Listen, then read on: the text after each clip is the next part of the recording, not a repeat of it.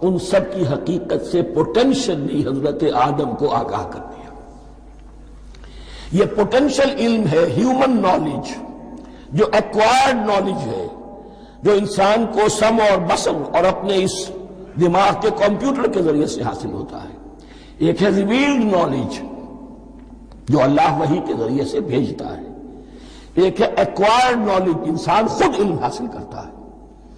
اس نے آنکھوں سے دیکھا، کان سے سنا، نتیجہ نکالا، اور اس کمپیوٹر نے اس کو پروسیس کیا، اس نتیجے کو کہیں میموری کے اندر سٹور کر لیا۔ یہ کمپیوٹر ہے بہت بڑا۔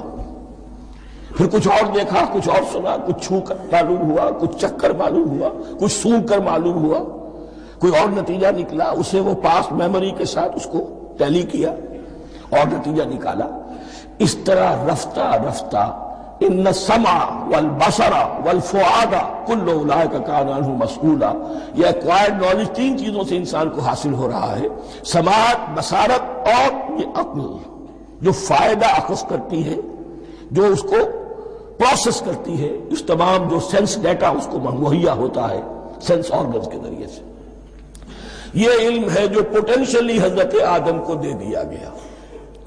اس کی ایکسفولیشن ہو رہی ہے، اب درجہ بدرجہ وہ علم پھیل رہا ہے، بڑھ رہا ہے، اور بڑھتے بڑھتے کہاں تک پہنچے گا ہم کچھ نہیں کہہ سکتے۔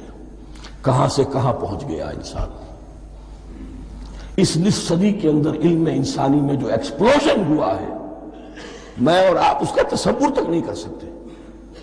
اکثر بڑے بڑے جو سائنسدان ہیں انہیں تصور نہیں ہے، اس لیے کہ ایک شخص اپنی لائن فزکس کے بارے میں جانتا ہے کیا کچھ ہو گیا، یا فزکس کی بھی کسی شاخ کے بارے میں جانتا ہے، باقی دوسری جو لائن ہے اسے کچھ پتہ نہیں۔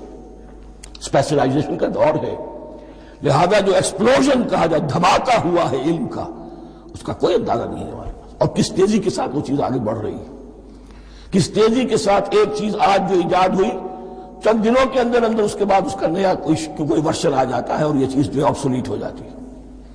کمیونیکیشن کے اندر جو انقلاب عظیم برپا ہوا ہے، تو آپ یہ سمجھیے کہ اقبال نے جو شعر کبھی کہا تھا کہ عروج آدم خاکی سے انجم سہنے جاتے ہیں کہ یہ ٹوٹا ہوا تارا مہ کامل نہ بن جائے۔ اور یہ مہ کامل بنے گا کب؟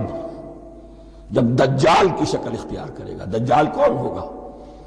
جو ان تمام قواعد طبیعہ کے اوپر قابو پا لے گا، جب چاہے گا جہاں چاہے گا بارش برسائے گا، رزق کے تمام خزانے اپنے ہاتھ میں لے لے گا، جو اس کے اوپر ایمان لائے گا اسی کو ملے گا، کسی اور کو نہیں ملے گا، اس کی آواز پوری دنیا میں سنائی دے گی،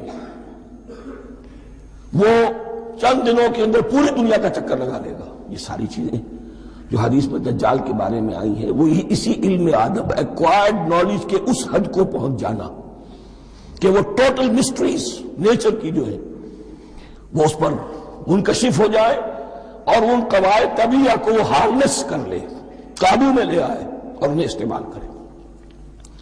کبھی جب ہمارے کسی بہت 200-300ویں کوئی پیڑھی میں کوئی ہمارے جد امجد ہوں گے جنہوں نے کوئی چٹان دیکھی کہ گری، پتھر پر پتھر ٹکرایا تو آگ، اس میں سے شعلہ نکلا، اس کا یہ مشاہدہ کافی ہو گیا آگ پیدا کرنے کے لیے۔ پتھروں کو ٹکراؤ، آگ پیدا کر لو۔ یہ اس دور کی سب سے بڑی ایجاد تھی، آگ، انرجی۔ اب وہ انرجی کہاں سے کہاں پہنچی؟ وہ آگ نے بھاپ کی شکل اختیار کی، پھر ہم نے بجلی ایجاد کی، اور کب کیا ہے، ایٹمک انرجی ہے، اور نہ معلوم کیا کیا ہے، اللہ عالم۔ ان تمام چیزوں کا تعلق ہے خلافت ارضی کے ساتھ۔